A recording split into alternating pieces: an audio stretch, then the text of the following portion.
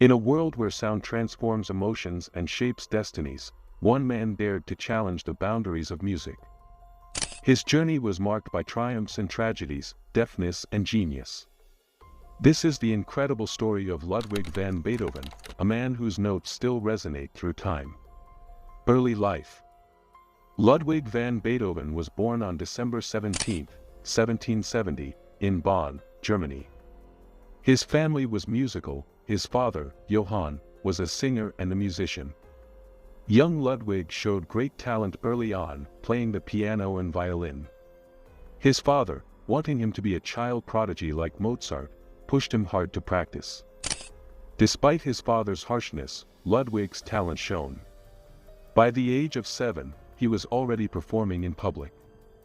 However, the pressure from his father took a toll on him. Ludwig felt the weight of expectations on his young shoulders. Musical education. At the age of 12, Beethoven began studying with Christian Gottlieb Niffy, a local composer. Niffy recognized Beethoven's talent and became his mentor. Under Niffy's guidance, Beethoven learned about composition and began to write his own music.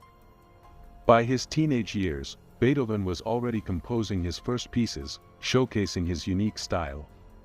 His music combined the structured formality of classical traditions with bold, emotional depth. But Beethoven's life was about to take a dramatic turn. The move to Vienna. In 1792, Beethoven moved to Vienna, the musical capital of Europe. Here, he hoped to establish himself as a composer. He studied with Joseph Haydn, one of the leading composers of the time. Beethoven quickly gained a reputation as a brilliant pianist and composer. During this period, he composed several important works, including his first 2 symphonies and many piano sonatas. His music was innovative, filled with emotion, and reflected his struggles and joys.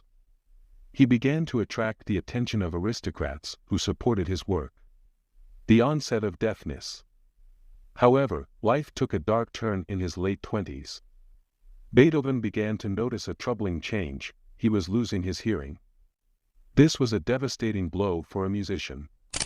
He tried various treatments, but nothing worked. The gradual loss of his hearing plunged him into despair. How could he continue to compose music if he could not hear it? Despite this challenge, Beethoven refused to give up. He developed new ways to hear music, using vibrations and his knowledge of sound. He poured his emotions into his compositions, often reflecting his struggles with deafness. The middle period. As Beethoven's deafness worsened, his music evolved. The middle period of his career is marked by some of his most famous works. His 3rd symphony, the Eroica, was revolutionary. It broke away from traditional forms and expressed profound emotions. The Eroica was initially dedicated to Napoleon Bonaparte, whom Beethoven admired for his ideals of freedom. However, when Napoleon declared himself emperor, Beethoven changed the dedication to Eroica or heroic. This was a reflection of Beethoven's disillusionment with power. During this time, Beethoven also composed the Piano Concerto No. 5, known as the Emperor Concerto. It showcased his mastery of the piano and orchestration. Each note resonated with passion, marking a new era in classical music. Personal struggles. While his music flourished, Beethoven faced personal challenges. He had turbulent relationships with friends and family. His increasing deafness made communication difficult, leading to isolation.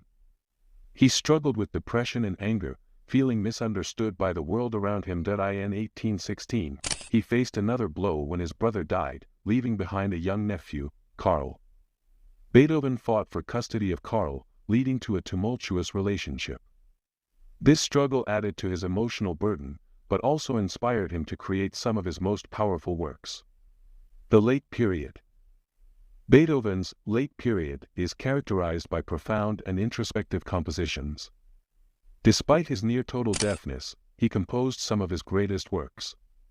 The late quartets and the 9th Symphony, with its famous Ode to Joy, showcased his brilliance. The 9th Symphony, completed in 1824, was groundbreaking. It was the first symphony to include vocal soloists and a choir. The message of unity and brotherhood resonated deeply, especially in a world facing turmoil. In the Ode to Joy, Beethoven expressed his hope for a better future. This symphony marked not just a musical achievement but a powerful statement about humanity. It was a testament to the indomitable spirit of a man who refused to be silenced by his afflictions. Legacy. Beethoven passed away on March 26, 1827, but his legacy lives on.